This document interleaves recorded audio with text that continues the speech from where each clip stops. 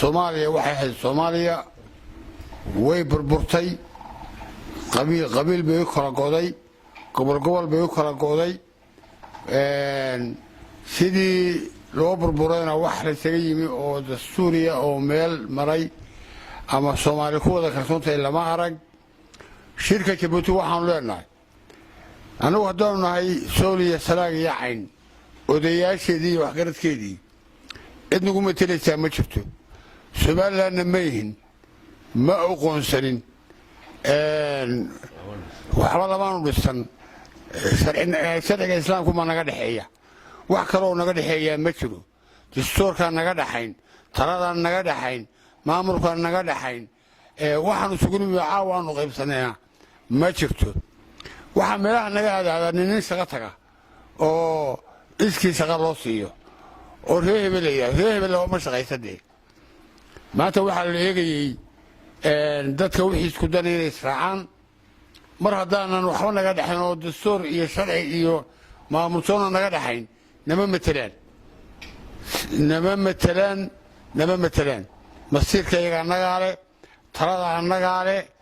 muuse biixi waa kii shalay ahaa ninaan ka adkahay waxba weydiin maayo isagoo siyaasina wuu ahaa waxdoonna wuu ahaa maantana isagaa jooga Somaliland hormuudka wuxuu sheegayaa oo aan maqlayay dad baa naga laayay waxay laayeen xawgeey isaga dadku leeyahay ma xisaabtame halaala xisaabtamo horta isaaq ama Muuse Biixi inta ka dhimatay intay dileen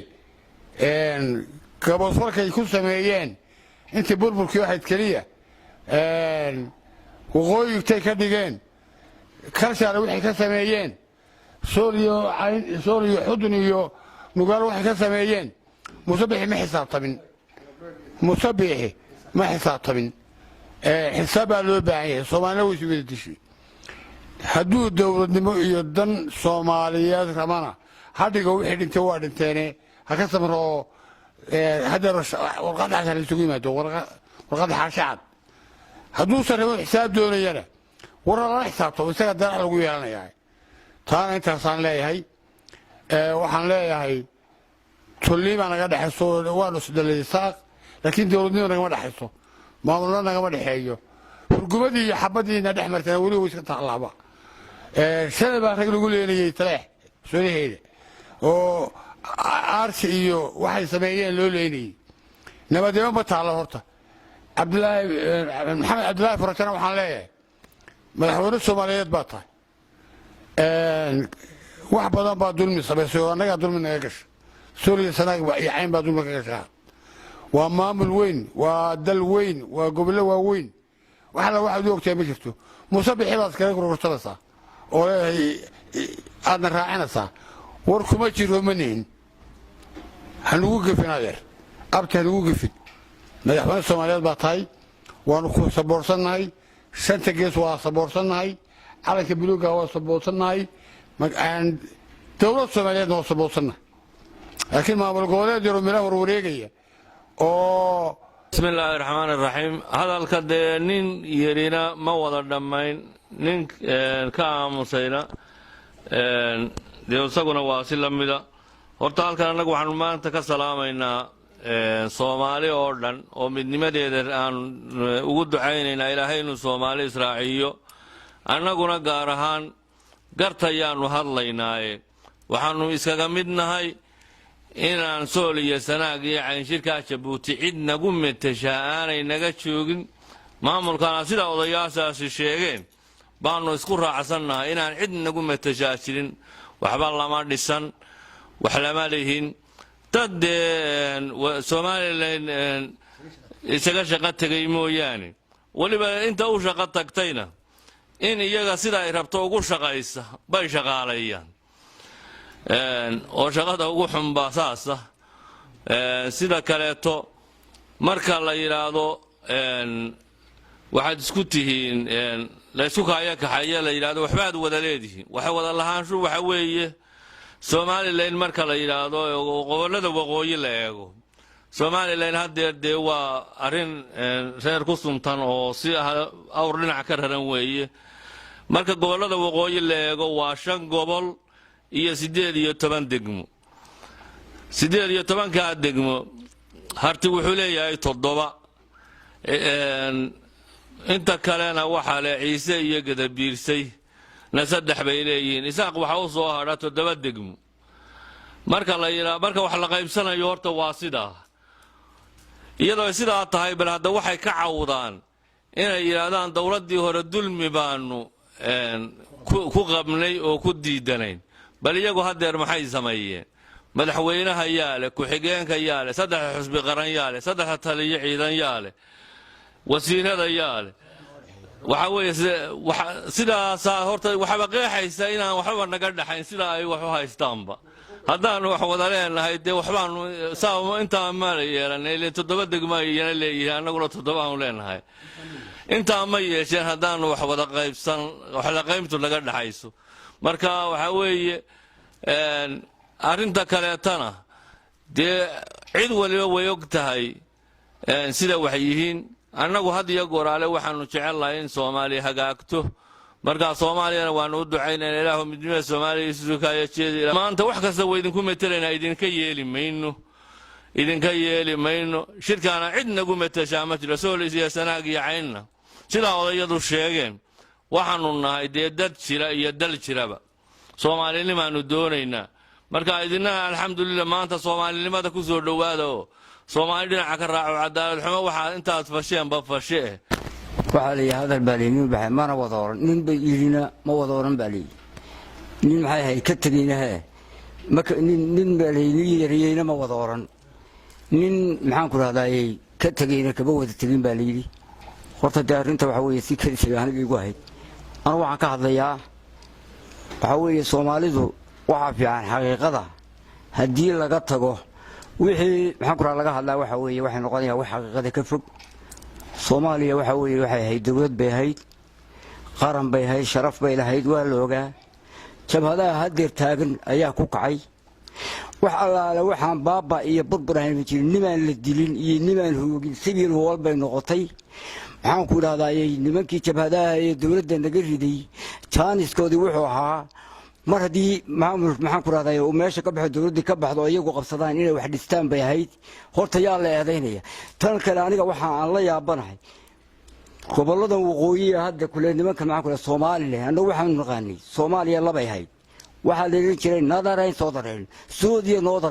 Noord bay ahayd waxaan la rabaa in marka aad adigu maxaan ku raadayay aad wax sheegaysid waxaan kugu soo noqon oo xaqiiqo ku dhow inaad ka hadashid anu waxa kala gali maayo Soomaaliya way iscuntay way isburburtay hadii xisaabtan la galo niman wax sheeganayni ma jiro nin foyo ma jiro nin walba la dil anu waxa weeye Soomaaliya sanaag iyo cayn dadka deegaan kamid ahay qabiil weyn baan nahay wali qabiilka weyn Soomaaliland markaan ka soo qaado shirarkii la yiri Soomaaliland baa maxaan ku raadayay isugu timid oo lagu ansixiyay Soomaalilandnimada anagu kuma jirin beesha la yiraahdo fuqashini beesha shanaad weeye ma saxixin guutu kuma jirno kii burco maana joogin kii sheekh maana joogin kii maxaan ku raadayay meesha la yiraahdo sool waxaan anagu ku joognaa nabadda anagu yaan dugsanaa anagu waxaan leeyahay riyadaha laga yimaado maxaan ku raadayay xaqiiqadaha loo soo noqdo shirka la isugu tagay Djibouti maanta waxaan rabnaa shirka ee Soomaaliyadu tagi doonta waxa aad adigu diidaysa haday soconayn waa laga haraa mare habowga waa laga haraa waxaagu waa inay noqdaan wax maxaan ku raadayay wax laga soo qaado oo sax oo lagu garaabo ka baxa madaxda maanta meesha tagtay anagu cid nagu matalaysay cid anagu aanu leenahay weydiin jirtaa midna ma jirto waxa weeye in hadda maxaan ku raadayay safgarasho halka ka timaado dib u heshiisiin dhabihi ay timaado dawladda maanta taageersan maxaan ku raadayay intaan la gaarin inaga horta degan maxaan ku raadayay waqooyiga horta waa inaynu midaysanahay yaad u hadlaysaan yaad u hadlaysaan yaad matalaysaan ma aftibaad naga haysataa ma inaga idin dirsanay waxa oran bay halka hore ayiri halka sida uu sheegay ku dhanyihiin beesha fuqashini iyo beesha dhulmaanta waa ku dhantay cid ka maqan maanta shirka jiraadada qabanay waxaanu sheegaynaa qaadacayna musabbix waxaan doonayaa isaga la xisaabtanaa isaga ayaa dambiile ah isaga ayaa dadka xasuuqay wixii ninkii yiri waxa anigoo xaleyn kale duca qaadan maayo boorba ka yimid musabbix anigoo xaleyn kale dili kale duca qaadan maayo isaga ayaan doonaa musabbixaan la xisaabtanno ninkaa farmaajana waxaan leenahay dee waxa ku saaran mas-uuliyad ilaahay baa ku weydiin doona waxaanu leenahay dee waxaan aragnaa ilaa hadda beesha istaagaa la shaqaysay iyaga camali waa la xasuuqaya iyaga